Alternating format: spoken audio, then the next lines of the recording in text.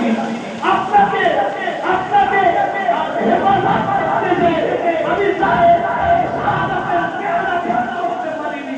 আমার আপনার এই শান্তি আলো আমার নিজের উপরে আমি মক্কার মানুষদের কাছে মক্কার মানুষদের কাছে একটি ইতিহাস দেব। রাসূল বললেন দায়ের দেব না, কিন্তু এত কিছু মনে রাখো, আল্লাহর দ্বীন যতদিন পরিপূর্ণ না হবে আল্লাহ তোমার নবীকে ততদিন ভুলে দেবেন না। রাসূল যখন মোটামুটি তোমার মতো উপযোগী হয়ে উঠলেন, ওখান থেকে বেরিয়ে রাসূলুল্লাহ নাকাবখান নামীয় জায়গায় যখন ফজরের নামাজ পড়ছিলেন,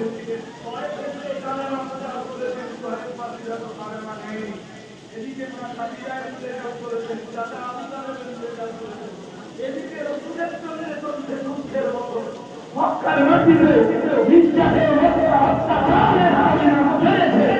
তাই রসুলকে শান্ত বাটিতে গিয়ে রসুল যখন ওই নাকাবখানের ফজরের নামাজে কোরআন পড়ছিলেন, আল্লাহ ওখানে একদম দিনকে পাঠিয়ে দিল আড়াই বছরের কাছে। ওই কোরআন শুনে লোকেদের কাছে যে বলল, তারা ছিল নাসিবাই অঞ্চলের যে বলতো ইন্না সামি'না কুরআনান আযাবা, তারা তাদের ওই পীরের কাছে কওমের লোকেদের কাছে যে বলল আমরা না আজকে আশ্চর্যজনক এক কোরআন শুনে এসেছি।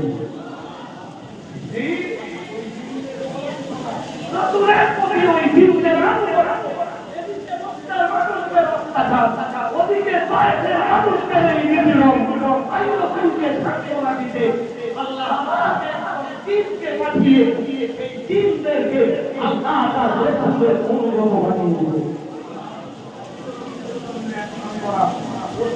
মা খাদিজাও নেই, আবু তালেব নেই, মক্কায় কেমন করে রাসূল প্রবেশ করবে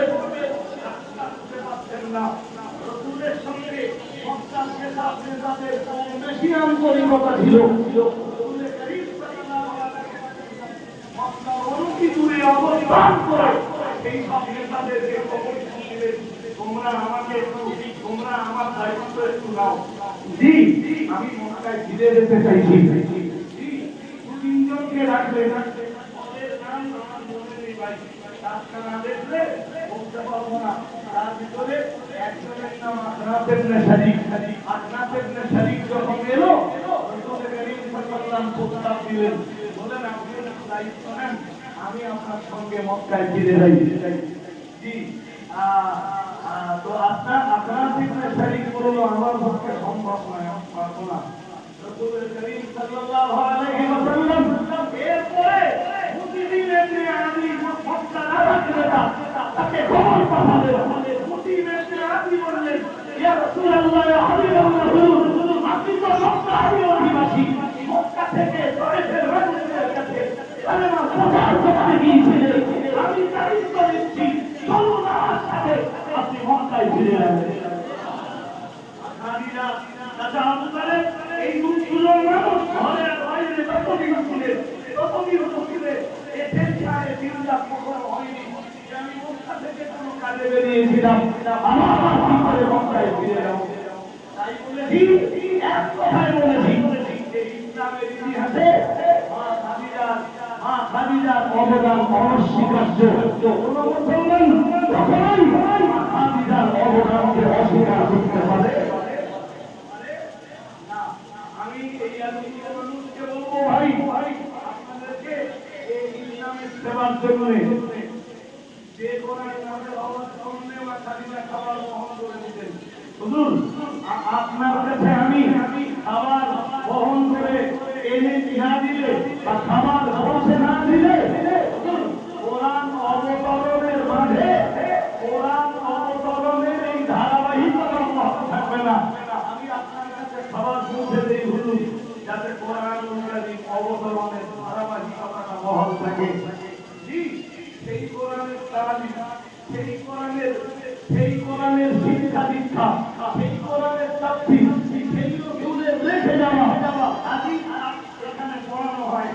আপনাদেরকে খাবার পানি দিয়ে আমি পাহাড়ে উঠতে বলবো না, অন্তত যে কেন্দ্রগুলোতে আল্লাহ সেই কোরআন চর্চা হয়, যে কেন্দ্রগুলোতে রাসূল করিম সাল্লাল্লাহু আলাইহি ওয়াসাল্লামের সেই হাদিসের চর্চা হয়। সময় এত পাহাড়ে কষ্ট করে মুক্তি আসছে না, অন্তত তাদের জন্য কিন্তু খাবার পানি আনতে হবে। খাদিজা ফাতেমা মিলে এটি মোতাবায় বাচ্চা রয়েছে কম বেশ দুটো।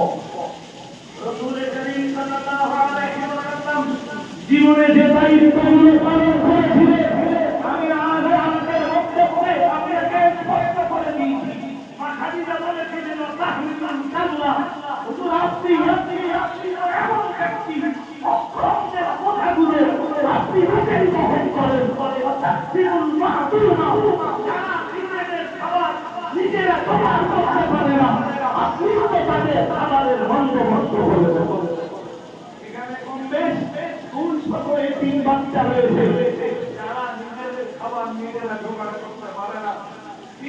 রাসূল করিম সাল্লাল্লাহু আলাইহি ওয়াসাল্লামের উম্মত আমরা, এই নবী শাফাআতের আশাটাও আমরা রাখি। আমরা কি পারি না এই যে বাচ্চাগুলো অন্তত এতিম আর অসহায় রয়েছে তাদের জন্য খাবার আর পানির ব্যবস্থা করে দিতে? জি, মুফতি সাহেবের কাছে অনেকে দিয়েছেন, তবে বেশি হলে এতে নাম নিতে হয়েছে। আজকে আমি চাইবো না ভাই, আমি একটু আগে বলছিলাম যে দিনের বেলা আকাশ আল্লাহ অনেক ভালো রেখেছে, এমন তো ভালো মানুষ মানুষগুলো আসতে সুযোগ দিয়েছেন আল্লাহ এই পর্যন্ত, কেউ তো আল্লাহ দয়া কম নয়। হ্যাঁ না বলবেন তো, এ দয়া কি কম না? আমরা গ্রেফতার করছিলাম দূর দূরান্ত থেকে, লোকজনগুলো ফিরে ফিরে আসবে কেমনে? আল্লাহ আপনাদের আসতে সুযোগ দিয়েছেন। এখন আপনাদের কাছে আমার শেষ বার্তা, সেটা হলো কিছু খাবার পানি পাহাড়ে উঠতে হবে, শুধু একটু খাবার পানির ব্যবস্থা করা। আপনাদের যেরকম মেহমান নওয়াজি করার দরকার, ইনশাআল্লাহ যারা এসেছেন অসুবিধা হবে আবার দিয়ে বলেন রান্না করেছে খাদিজা পরিবার, আপনারা সেটুকু সাদরে গ্রহণ করবেন। তবে খাদিজার খাবার সমস্যা হয়, খাদিজার খাবারে কখনো কি খাদিজার খাবার সবসময় ভালো হয়। আলহামদুলিল্লাহ বলেন।